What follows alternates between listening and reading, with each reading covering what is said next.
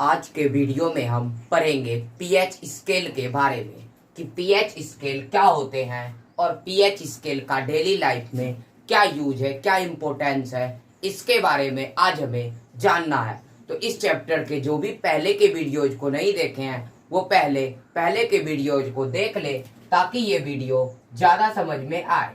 इस वीडियो में हमें पढ़ना है पीएच स्केल और उसका इम्पोर्टेंस। तो शुरू करते हैं। पीएच स्केल जो है, पीएच स्केल में पी जो है, पी बना है पोटेंज नाम का वर्ड से। पीएच स्केल में पी किससे बना है? पोटेंज से। तो पोटेंज जो है एक जर्मन शब्द है। पोटेंज कैसा वर्ड है? जर्मन वर्ड है।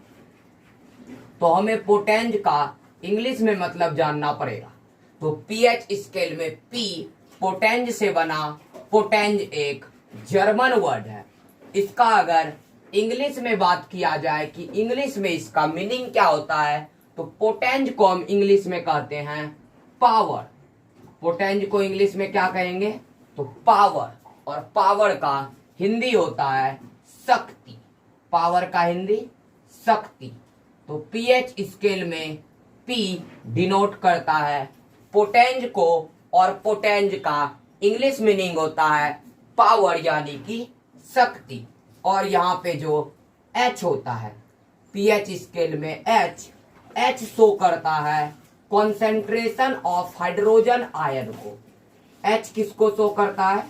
Concentration of H plus ion, यानी कि किसी भी सॉल्यूशन में H प्लस आयन का कॉन्सेंट्रेशन कितना है इसको H बता देता है।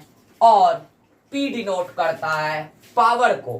अगर पीएच स्केल का फुल फॉर्म जाना जाए कि पीएच स्केल का फुल फॉर्म क्या होता है, तो वो होता है power of hydrogen ion. PH scale का फुल फॉर्म क्या होगा? पावर ऑफ हाइड्रोजन आयन, यानी कि हाइड्रोजन आयन की शक्ति। पीएच स्केल का फुल फॉर्म हाइड्रोजन आयन की शक्ति। तो एक बार इसको रिवाइज कर लेते हैं। पीएच स्केल में पी का मीनिंग है पोटेंज। पी मतलब पोटेंज। पोटेंज एक जर्मन वर्ड है। इंग्लिश में उसका मतलब होता है पावर यानी कि शक्ति। एच जो है एच का मीनिंग वहां पे पीएच स्केल में हो जाता है concentration of H plus ion, यानी कि एच प्लस आयन की सांद्रता। पीएच स्केल का फुल फॉर्म क्या होता है? तो power of hydrogen ion pH scale का फुल फॉर्म है। तो पीएच स्केल को सबसे पहले दिया था सोरेनसन नाम का साइंटिस्ट। सबसे पहले जो साइंटिस्ट दिया पीएच स्केल को उसका नाम था सोरेनसन।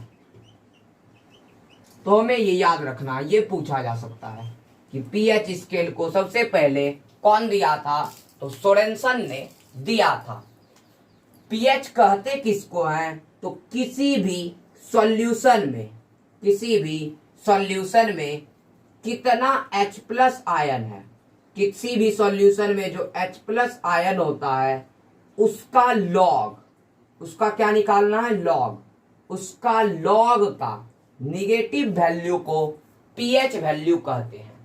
किसी भी सॉल्यूशन में प्रेजेंट H प्लस आयन का लॉग का निगेटिव वैल्यू को हम पीएच वैल्यू कहते हैं।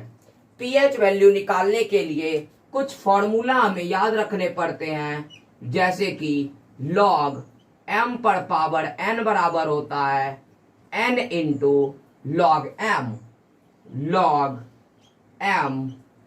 लॉग m बाय n बराबर होता है log m minus log n। Log mn बराबर होता है लॉग m प्लस का लॉग n। तो हमें कुछ फॉर्मूला को ध्यान में रखना पड़ता है पीएच वैल्यू को निकालने सीखने के लिए। तो एक बार ये देख लेते हैं। लॉग m पर पावर n बराबर n into log m। Log m by n बराबर log m minus log n और log m इंटू n बराबर log m plus log n। और pH स्केल में pH का हमें मतलब क्या समझना है, तो किसी भी सॉल्यूशन में कितना H प्लस आयन है उसका लॉग का निगेटिव वैल्यू को हम pH वैल्यू कहते हैं। जैसे कि और हमें कुछ चीजों के लॉग के मान याद रखने हैं, जैसे कि log 10 का वैल्यू होता है 1, log 10 का वैल्यू 1, log 1 का वैल्यू होता है 0, log 10 का वैल्यू 1, log 1 का वैल्यू 0। तो हमें वो याद रखना है। जैसे मान लिया जाए कि किसी भी क्वेश्चन में दिया जाए कि कोई एक सॉल्यूशन है, उसमें H प्लस आयन का कॉन्सेंट्रेशन है 1 into 10 to the power -7 m। तो पूछेगा कि उस विलियन का यानी उस सॉल्यूशन का pH वैल्यू कितना होगा। तो हम इसको निकालने का कोशिश करते हैं कि pH इक्वल टू फॉर्मूला हमने लगा दिया माइनस का लॉग इंटू H प्लस, यही होता है। तो माइनस का लॉग H प्लस के जगह में लिखना है 1 इंटू 10 टू द पावर -7। इतना सबको पता होता है कि 1 से किसी भी नंबर को मल्टीप्लाई करे तो कोई चेंजिंग नहीं आता है, यानी कि हम इसी चीज को लिख सकते हैं माइनस का log into 10 to the power -7। ये फॉर्मूला कुछ इस टाइप का है, log m पर पावर n तो n इंटू लॉग m। तो यहाँ पर हम लिखते हैं माइनस का log, तो m पर पावर n तो n इंटू, यानी log m पर पावर n तो क्या होता है n इंटू, तो माइनस n तो -7 इंटू log m यानी कि log 10, तो माइनस माइनस प्लस बन गया यानी कि 7 इंटू log 10, तो log 10 का वैल्यू हमें पता है 1 होता है, तो 7 इंटू 1 यानी कि 7। तो अगर किसी भी सॉल्यूशन में H प्लस का concentration 1 into 10 to the power -7 था तो उसका pH वैल्यू 7 आएगा। तो हम एक और एग्जांपल देख लेते हैं, उसके बाद हम बात करेंगे importance of pH value in daily life. तो एक बार हम देखते हैं कि किसी भी सॉल्यूशन का H प्लस आयन का कॉन्सेंट्रेशन दिया, H प्लस का कॉन्सेंट्रेशन 0.0005, तो बोलेगा कि इसका pH वैल्यू कितना होगा। तो सबसे पहले हमें इसको सिंपल फॉर्म में लाना होगा, तो हम यहाँ पे पॉइंट उड़ाते हैं तो नीचे कितने जीरो होंगे 1 2 3 4 5, तो 1 2 3 4 5। तो इसको हम लिख सकते हैं 5/10 to the power 5 m। Sorry, हमने क्वेश्चन थोड़ा सा गलत लिख दिया है, तो यहाँ पे होना चाहिए 0.0001। अगर किसी भी सॉल्यूशन में H प्लस आयन का कॉन्सेंट्रेशन है 0.00001 m, तो पूछेगा कि इसका pH वैल्यू कितना होगा। तो सबसे पहले हम देखते हैं, पॉइंट उड़ा देते हैं अगर, तो यहाँ हो जाएगा 1 2 3 4 5, 1 2 3 4 5। तो अब इसको हम लिख सकते हैं 1/10 to the power 5 m, 1/10 to the power 5 m। इसी को अगले स्टेप में लिख सकते हैं, जब पावर ऊपर जाता है तो माइनस में, तो 1 into 10 to the power -5 m। तो अब इस क्वेश्चन को बनाने का कोशिश करते हैं। तो pH is equal to minus का log into H plus equal to minus का log into 1 into 10 to the power -5 equal to minus का लॉग इंटू 1 से मल्टीप्लाई करेंगे तो उतना ही, तो 10 टू द पावर -5। तो अब हम इसको log m पर पावर n, तो n log m, तो minus into -5 into log m यानी कि log 10, माइनस माइनस प्लस का 5 और log 10 का वैल्यू 1 यानी कि pH वैल्यू आया 1। तो इस तरीके से हमने दो एग्जांपल्स देके pH वैल्यू के कि pH वैल्यू को कैसे निकाला जाता है। अब हम बात करेंगे डेली लाइफ में pH वैल्यू का क्या यूज है। Daily life, importance of pH value, pH scale in daily life. अब हम इसके बारे में बात करेंगे।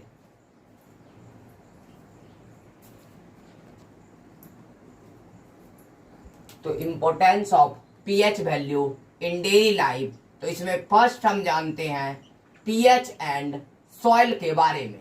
तो इसका हिंदी होगा पीएच और मिट्टी, यानी कि मिट्टी का पीएच मान कैसा होता है। तो पीएच ऑफ सॉइल, इसके बारे में हमें सबसे पहले जानना है।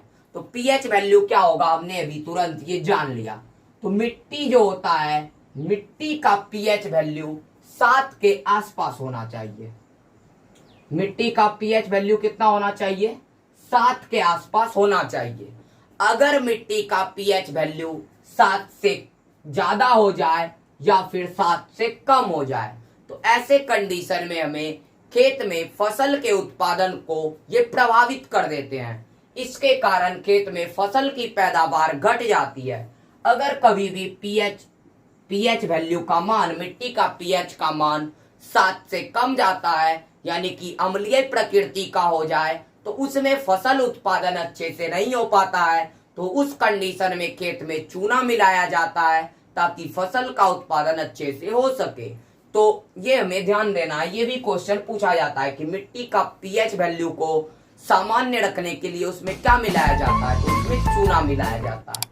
मिट्टी का पीएच मान 7 के आसपास होना चाहिए।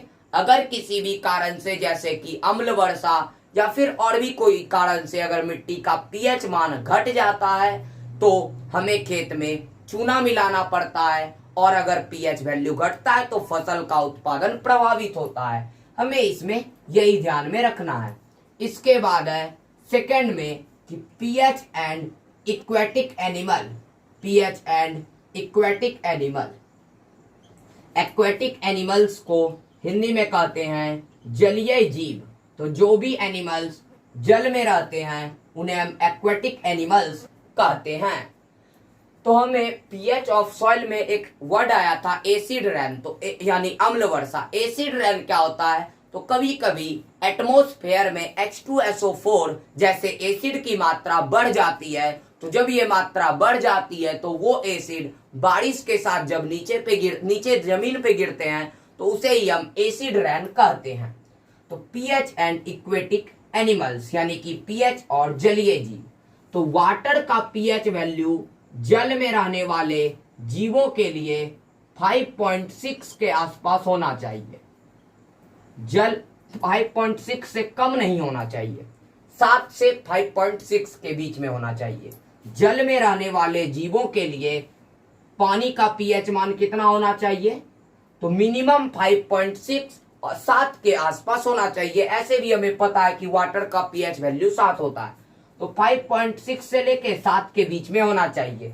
अगर जल का पीएच मान 5.6 से कम होता है तो जल में रहने वाले जीवों की मृत्यु हो सकती है या फिर उनका अस्तित्व खतरे में पड़ जाता है। तो इसीलिए जल का पीएच मान 5.6 से कम नहीं होना चाहिए। अगर कम होता है तो वह रहने वाले जीवों का अस्तित्व खतरे में पड़ जाता है। तो अभी तक हमने 2 इंपोर्टेंस देख लिए पीएच वैल्यू के, पीएच ऑफ सॉइल और second pH and aquatic animal. अब हम थर्ड बात करते हैं कि पीएच इन डाइजेस्टिव सिस्टम। डाइजेस्टिव सिस्टम में पीएच का क्या हेल्प है, अब हम इसके बारे में जानते हैं। डाइजेस्टिव सिस्टम को हिंदी में कहते हैं पाचन तंत्र। पाचन तंत्र में पीएच का क्या महत्व है, तो हम लोग के पेट में एक एसिड पाए जाते हैं, HCl एसिड। हम लोग के पेट में कौन से एसिड होते हैं, हाइड्रोक्लोरिक एसिड। तो इस एसिड का स्राव होना बहुत ही जरूरी है, यानी इस एसिड का सेक्रेशन बहुत ही ज्यादा जरूरी है हम लोग के शरीर में खाना पचने के लिए। अगर HCl का एसिड का सेक्रेशन कम या अधिक हो तो उससे हम लोगों का पाचन बहुत ज्यादा प्रभावित होता है। कभी कभी आदमी को देखा जाता है, कभी कभी हम देखते हैं कि अगर ढकार आता है तो उसमें खट्टे पदार्थों की मात्रा आ जाती है साथ में। ऐसा इसलिए होता है क्योंकि उस टाइम HCl का सेक्रेशन ज्यादा हो रहा होता है। अगर HCl का सेक्रेशन ज्यादा होगा तो पेट में एसिडिटी बढ़ जाते हैं। एसिडिटी को कम करने के लिए जो दवाई यूज किया जाता है उसे हम एंटासिड कहते हैं। एसिडिटी को कम करने के लिए जो दवाई आएगा एंटासिड। एसिडिटी होता कैसे है, तो अगर कभी भी पेट में HCl का सेक्रेशन बढ़ जाए तो उससे एसिडिटी हो जाता है। तो एसिडिटी से बचने के लिए एंटासिड नाम का दवाई का यूज किया जाता है। ये भी एग्जाम में पूछे जाते हैं कि एसिडिटी को यानी अम्लीयता को कम करने के लिए कौन सी दवा का प्रयोग करते हैं, तो एंटासिड। अब हम बात करते हैं कि पीएच का हमारे टीथ पर यानी कि हमारे दांत पर क्या इफेक्ट पड़ता है। और इसके अलावा हमें दो इंपोर्टेंस जानने हैं, क्योंकि 5 मार्क्स के लिए ये क्वेश्चन इंपोर्टेंट है।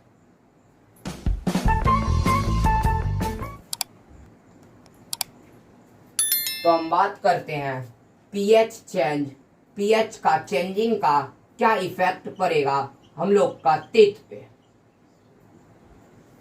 तो हम लोग का जो टीथ होता है उसका सबसे बाहरी परत बना होता है कैल्शियम फॉस्फेट इनामेल का, जो कि हम लोग के शरीर का सबसे हार्डेस्ट सब्सटेंस है यानी सबसे कठोर पदार्थ है। वो बना होता है कैल्शियम फॉस्फेट इनामेल का। तो कभी कभी देखा जाता है कि कुछ लोगों का दांत में कीड़े लग जाते हैं या फिर दांत में क्षय होने लगता है जब व्यक्ति, जैसे कि हम लोग कभी कभी चॉकलेट खा लें या कुछ भी खाना खाने के बाद अगर मुंह की अच्छे से सफाई नहीं की जाए तो मुंह में कुछ समय के बाद मुंह से बैक्टीरिया, वायरस, वायरस नहीं, सिर्फ बैक्टीरिया बनने लगते हैं मुंह में। ये बैक्टीरिया के कारण हम लोग का जो टीथ है उसमें क्षति होने लगता है। तो उस क्षति के कारण दांत सड़ जाते हैं या फिर दांत में घाव हो जाते हैं या फिर कीड़े लग जाते हैं। तो उससे हमें पता चलता है कि पीएच चेंजिंग का दांत के लिए भी बहुत ज्यादा इंपॉर्टेंस है कि अगर मीठा खाना खाया जाए या फिर जैसे रोटी सब्जी खाया जाए और उसको अच्छे से सफाई नहीं किया जाए, वो दांत में चिपके हुए रह जाएं, तो फिर कुछ समय के बाद वो बैक्टीरिया बनाने लगते हैं और उस बैक्टीरिया के कारण दांत में कीड़े लग सकते हैं या फिर दांत सड़ जाते हैं। तो पीएच चेंजिंग का टीथ पर भी बहुत ज्यादा इफेक्ट देखा जाता है।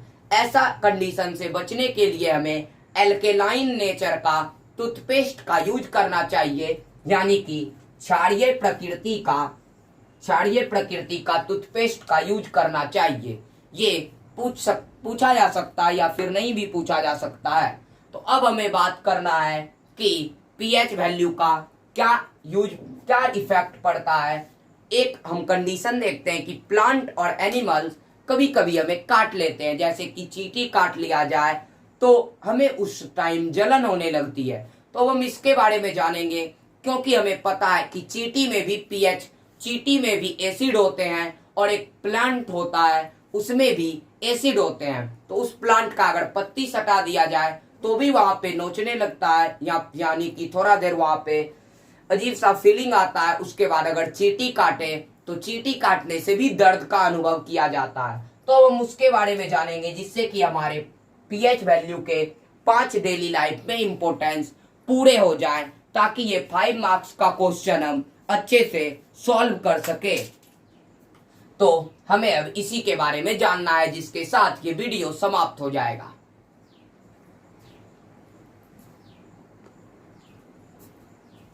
तो 5वां प्रॉपर्टी है सेल्फ डिफेंस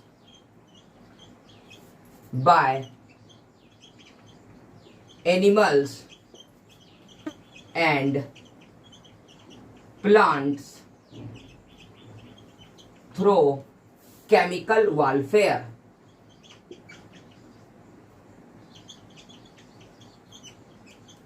तो अब हम इसके बारे में जानना है, जिसके साथ ये वीडियो खत्म होगा।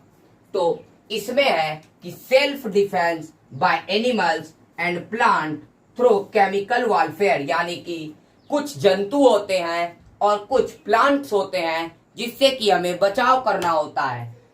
तो जैसे चींटी काटता है तो चींटी के डंक में मेथेनोइक एसिड होता है। तो जब वो एसिड हम लोग के शरीर में प्रवेश करता है तो हमें वहां पे जलन होने लगता है। ये भी पीएच का डेली लाइफ में एक एग्जाम्पल है इसके साथ साथ एक प्लांट होते हैं। प्लांट को अगर हम लोग के शरीर में सटा दिया जाए उसके पत्ते को, तो वहां उसमें भी मैथेनोइक एसिड ही होता है, उसके कारण वहां जलन होने लगता है। तो जलन होने लगता है तो वो भी इसका एक एग्जाम्पल है।